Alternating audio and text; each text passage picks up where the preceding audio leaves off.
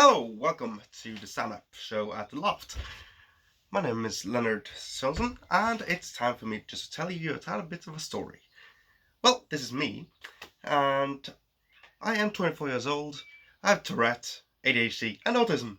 Yay, I'm really lucky. The odds of getting that is, by my calculations, the same as winning the Euro jackpot, which I sometimes would prefer. Just 700 millions or three weird diagnoses combined into, well, me. So, well, let's find out what I can say to make you laugh a bit today. When I told my parents I wanted to be a comedian when I was a kid, they were just like, ha, hey, I got you to laugh. Yeah, you're noticed. Gee, thanks, but fuck off. And so, well, I didn't really know I was an autist, nor had ADHD until last year, when I was 23. A bit late, I think. But then again, people get these diagnoses when they're 50, and so, well, people are different, and our system isn't always perfect. Anyway, I have a few good stories about when these things clash. Like Tourette, when your grandma wants you to be in church every single Sunday, especially during Christmas. Yeah, when I get stressed, bored, or just emotionally a bit out there, basically, and then the Tourette goes off.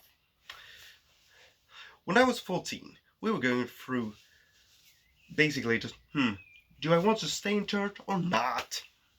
And my grandma said, well, if you don't go through that process in the Catholic Church, you won't be getting anything from me later. And I have a very small family. It's me, mom, dad, grandma, aunt, uncle, and two cousins. So, very little family, so I said, okay, fine, I'll try it and see how this goes. Since that day, she has called me the son of the devil. Just because I had a blackout. Think about whenever you had a blackout while drunk. And just multiply that by a thesaurus made up of every single curse word on the planet. Factor in that you're in church, kneeling in front of the priest. And you have, to this day, 10 years later, no memory of what happened. You just remember kneeling in front of the altar and blackout. Next thing you know, the priest was 5 meters away. Well, that was fun. Very fun experience, that. And I just got to my senses. Why is grandma crying? My cousin is laughing his ass off, and you're standing away. Wait, I was gone for 5 minutes. Fuck! Oh, sorry. Please continue this process. You can understand why this may be a little problem for a lot of people, especially Christians, Mormons, and Jehovah's Witnesses, which actually came to my door yesterday. And I just stood there with my hands behind my back and just started to a bit vibrate. Just because that is my preliminary tick. Before anything happens, I often get just a little vibration. Might be fun sometimes, but other times just, we're vibrating. You really don't want me to go through with that. Anyway, throughout my life I had some very difficult situations with the Tourette. Like when I was 13 and on my first date. We were at the cinema watching Wall-E. Very good movie, by the way. And I had read up on a lot of things about dating because, well, nothing when it comes to social behavior is a given thing. It's always learned behavior when it comes to autism. And so, everything that you guys may have of lessons and how to interpret certain, well, things or characteristics, traits, or norms, gestures, I had to write down and learn. And so, after a lot of research, I figured, okay, maybe this is the moment to take the arm around her side. And suddenly the Tourette went a double take. That happens in a very stressful environment when you're emotionally a bit tipsy. So this happened. And I didn't know it, because it's an involuntary reflex, and unless you see it, you're none the wiser on what happened. So my reaction was just sitting there. That happened, and I just went, "Fucking hell, that hurts."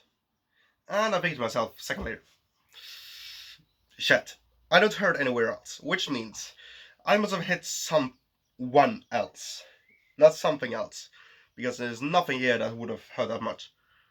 Take a quick look to her side and see that her nose crunched up and bleeding like a fountain. And before I get to say sorry, and I get a good elbow right in my ribs. She broke two of them. I broke her nose. I think we're pretty fair on that. She went up and left before I could even say sorry. The guy next to me just went, "Aren't you going to follow her?" What am I supposed to say to her? I broke her nose on probably her first date as well as mine. So what did I do? I just watched the movie. It's a great movie. I would recommend it to everyone. Just avoid that little crunching the nose part of your partner. It's safe to say it was no second date. Actually, I haven't heard from her since, so I hope that was the worst date she has ever had. Otherwise, oh shit. And that was the first time the Tourette really ruined something for me. So we got date done. We got, well, confirmation done. And then we had my driver's exam. That was fun times. Because I was just driving, shaking a bit because it was a lot of traffic, rush time. And my examiner just stopped shaking. Ow! What the? And then I realized what happened. So, into the side, stop the car, handbrake up, watch, yep, broken nose again. I'm very good at that. And I just asked them, did I pass? What the fuck do you think? Okay, do you fail me? Give me a fucking good reason not to. Okay then. Out to switch, here's the keys, because you fail me and you're in no position to drive, which means I'm not allowed to drive. Because if you're going to drive with someone, as someone who's not having a license, they need to be capable of driving themselves. And with tears in his eyes and a broken nose, he couldn't drive, so I left him the keys and took the bus home. Yeah, that was fun times. 2 months later, I nailed it, I think. Yeah, or they was too afraid of me, but we don't talk about that. That's 6 years ago? 5.5 now? Damn, time's moving fast. And onwards to another problem with the Tourette. But not only the Tourette, because here we involve both autism and ADHD, because we're attending university now. The first place in my life where I wasn't bullied to death almost. Because, well, when you're overweight, or let's just say it right out loud, obese as hell, 160 kilos, 160 centimeters, I was a ball with legs, basically. An angry ball with legs. Well, I'm from Bergen after all, so. And I attended university, tried to study literature, and on one of the exams I was going to talk about Don Quixote. And I said Don Quixote.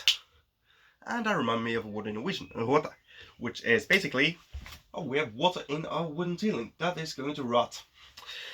And there we go. Because, sidetrack, hey, ADHD, let's find something completely different to talk about.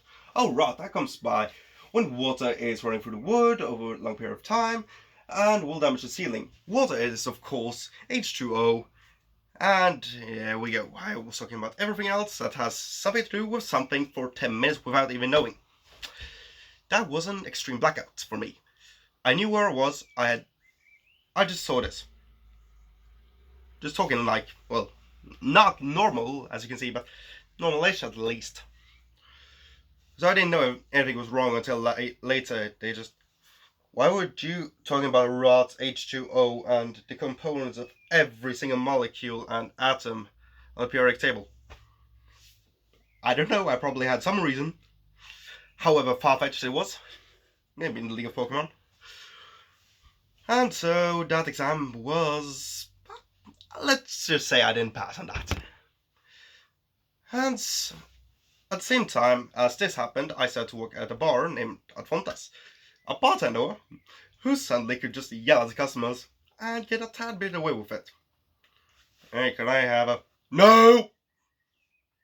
Sorry, what did I say? What do you want again?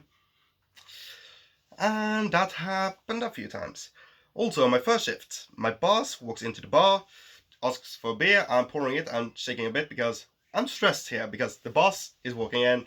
It's the first beer I ever, well, pour to him or pour at all in my life, and he just give it. Fuck. So I splashed the beer all over his face. He went, what was that? Tourette? I say with the manliest voice ever. Don't do it again. I won't, okay. And so I continued to work there for about a year. Worked the hardest shifts Friday night for a year alone. That was fun because ADHD, and I just kept gearing up as much as I could. Just escalating. Because the only thing I have is no medications, because if you have Tourette, you can't have ADHD medicine because they might affect each other. Because, as you know, ADHD doesn't do anything when it comes to Tourette. It doesn't gear you up, it doesn't make you more intense like I am right now, and I try to keep everything in check. So, welcome to that club. Anyway, I've also had a few weird cases. Okay, to put it mildly, if any of you guys owns a dog, or have owned a dog, you know what they do when they're in a car. They make it foggy, just by breathing heavily. And I had a very old Toyota Yaris 2001 model when I got my license in 2014. No, sorry, 30. Damn it, I can't even remember the right year. Anyway, I was at a shop in the fall, came out again, met an old friend of mine, and I just saw towards a car. Foggy, and the entire car was just shaking all about. If I didn't have a dog, and I didn't know better, we can all imagine what was happening inside that car. But he just went, what the fuck is going on in that car? Is it actually fucking in that car? Open the door and there's a Labrador just... Hey, people! Yeah, I had a lot of fun with that dog. Sonic, he named himself because I was watching Sonic X when I was 10? Yeah, I was 10 at the time. In good old 2005. And they mentioned the name on TV, just Sonic. And he just went, huh? What the? And there's a name, because he was originally going to be named Einstein. Trust me, that dog was no Einstein. He was stupid as a rock. So, yeah, a stone, maybe. But anyway, he was the most brilliant dog at finding out exactly how to get the food. Because I had food in my trunk once when I was driving. He got from the backseat over every blockade I had, down in the trunk while I was ignorant because I was driving, ate 1 kilo of beef, a kilo of margarine, 5 bags of potato chip, and he ate, not drank, ate a carton of milk. I didn't understand this before I stopped. Opened the back door, just, wait, where the fuck's the dog? Trunk? Burp! The loudest burp ever recognized. And probably on the Richter scale. I would say about 8.7. And trust me, that dog really needed a walk later. Or 5. Oh, I really miss that dog. Or, as I think about it, if I'm ever going to have children of my own, which is very unlikely because of the dog, and let me tell you why. Because I'm telling my mother regularly, because as long as we own that dog, whenever dog said him, that it's not because of the cigarettes that I'm going sterile. It's because he's waking me up with compressions, not with the heart. Trust me, just morning. Oh, fuck. And so that was fun.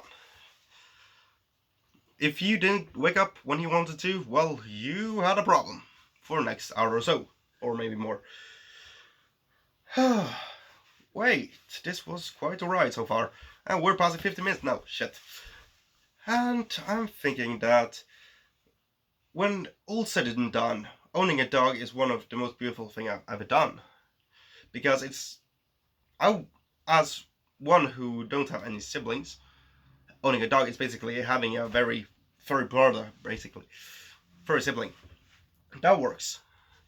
Except that, well, he doesn't really understand social constructs, but so don't I, so we're kind of similar, or we're kind of similar. Except I'm a bit less furry, as you can see. He didn't have a receding hairline, I do. And after he died, I really went down for the count.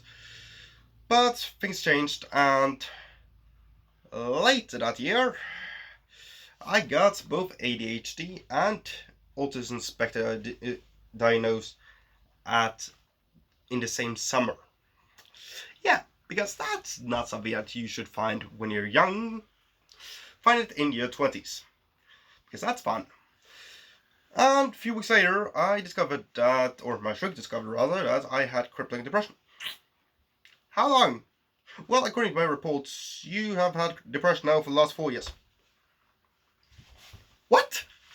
Oh yeah, just declining at a certain rate, so you didn't notice it. Well, shit. And so that's fun. Depression is always fun. But, that's life, basically. And so, later that year, that was last year, we decided that we were going to make Love Festival into a very much official thing, not just a bit underground anymore, just up in the open. And we had a loft right across the street here. And that was a great success. We actually had to throw out some people because, well, we were packed full.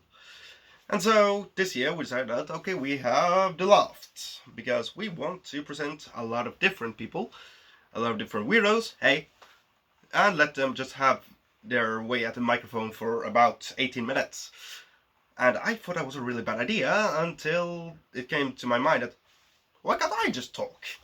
We need a weirdo at this circus, so hello. And so here we are. Or where, because I'm going to end it here. And I hope you had a bit of laughs at the very least, and I hope to see you next time on the loft. I don't think I'm going to be performing, so you don't even need to come. Just kidding. We need a budget. Anyway, thank you so much for watching. My name is Leonard, and farewell.